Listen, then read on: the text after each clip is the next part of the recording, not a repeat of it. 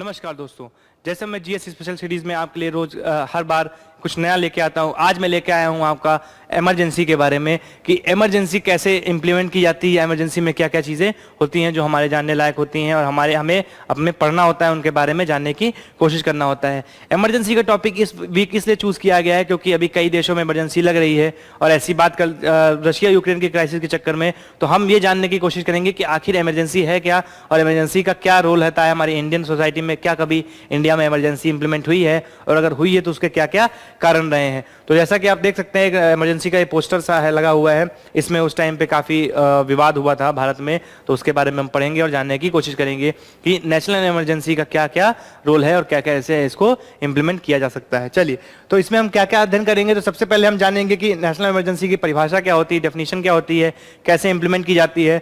फिर उसके बाद राष्ट्रीय आपातकाल की बात करेंगे, इसके बारे में हम बात करेंगे। तो ये देखेंगे कि कैसे कैसे कितने टाइप होते हैं और कौन कौन से टाइप से ये इंप्लीमेंट किया जाता है, क्या क्या इसमें लगता है। दूसरी चीज, इसकी घोषणा कैसे होती है, इसका प्रोक्लेमेशन कैसे होता है, इसको रिवोक कैसे किया जाता है, इसके बारे में पढ़ने की कोशिश करेंगे।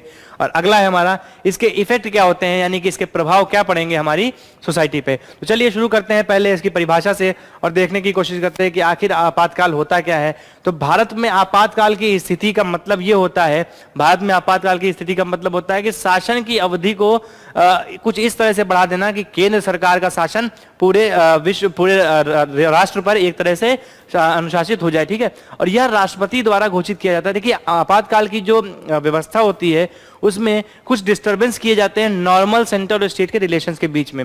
जो आपातकाल है वो इसीलिए लगाया जाता है कि अगर कुछ ऐसी अनचाही सिचुएशन आती है जो हमारे लिए कई कठिन परिस्थिति पैदा कर दे, तो इस वजह से हम राष्ट्रीय आपातकाल की घोषणा करते हैं। और इसमें जो राष्ट्रपति होता है वो जो कैबिनेट होता है उसकी रिटर्न अनुशंसा पे, यानी कि लिखित अनुशंसा पे ही इसकी उद्घोषणा कर सकता है। हमारे यहाँ इमरजेंसी का जो प्रावधान किया गया है वो हमारे अनुच्छेद 352 से 360 तक में किया गया, जो कि भाग 18 में और उपस्थित है, भाग 18 में उसका मौजूदगी दर्ज है।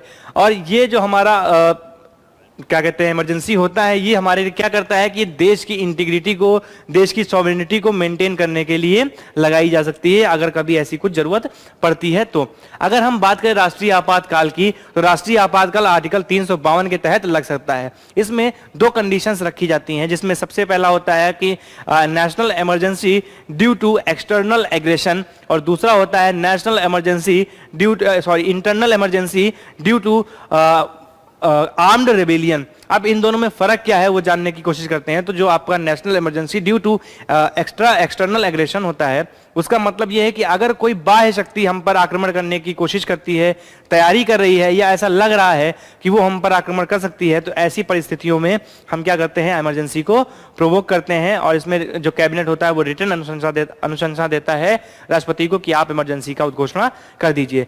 जो आर्म्ड रेबेलियन पे बेसिस पे इंटरनल इमरजेंसी होती है, नेशनल इमरजेंसी लगाई जाती है, उसका मकसद ये होता है कि अगर कोई हथियारबद्ध विद्रोह होता है भारत में, उस वक्त क्या किया जाएगा, उस वक्त नेशनल इमरजेंसी लगाई जाएगी। नॉर्मल प्रोसेस में इमरजेंसी नहीं लगाई जा सकती। भारत में अब तक कई बार इमरजेंसी लग चुकी है, उनमें सन 1962 है, सन 1971 है और सन 1975 है, जिसमें से दो इमरजेंसियां हमारी लगी हैं एक्सटर्नल एग्रेशन की वजह से, और एक इमरजेंसी हमारी राष्ट्रीय आपातकाल लगाया गया था इंदिरा सरकार में इंटरनल डिस्टर्बेंस की वजह से। तो इसके बारे में हम पढ़ने की कोशिश करेंगे। अब आगे अगर हम इसमें देखें तो तीन इमरजेंसी जो 1962, 71, 1975 में लगी हैं, उसमें 1962 में इंडो चाइना वॉर हुआ, साइनो इंडियन वॉर के तहत 1962 में लगाया गया। लेकिन इससे पहले की इमरजेंसी लगाई जाती सन 1965 में पाकिस्तान इंडिया वॉर हुआ, तो इस वजह से दोबारा इमरजेंसी प्रोक्लेम करने की जरूरत नहीं पड़ी थी, इसलिए इसको एक ही इमरजेंसी में इंक्लूड किया जाता है। अगला, जब भारत और इंडिया पाकिस्तान युद्ध होता है बांग्लादेश के लिबरेशन के लिए, तो 1971 में फिर इमरजेंसी लगाई थी, जिसको रिवोक कर दिया गया था।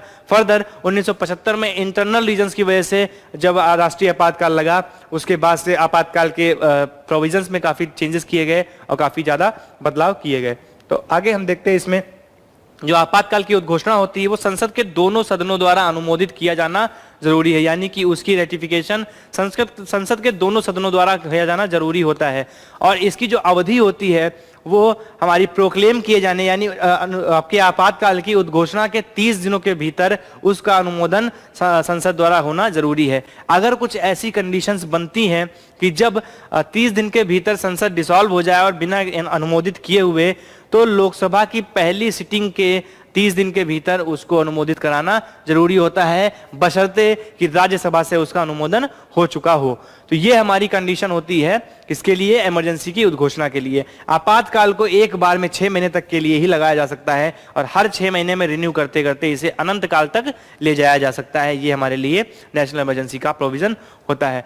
अब अगर हम बात करें इनके प्रभावों की, तो इनके प्रभाव में मुख्यतः सबसे जो इंपॉर्टेंट होता है वो ये होता है कि जो सेंटर स्टेट रिलेशंस होते हैं उनमें काफी बड़े बदलाव आते हैं। एक तरह से जो राज्य होते हैं वो केंद्र की छत्रछाया में ही आगे शासन कर पाते हैं। दूसरा, राष्ट्रपति को यह अधिकार होता है कि जो वित्तीय संसाधनों का डिस्ट्रीब्यूशन है उसको अपने हिसाब से वो चेंज कर सके, अपने हिसाब से बदल सके और सरकार की जरूरतों के हिसाब से उसको वो दे सके।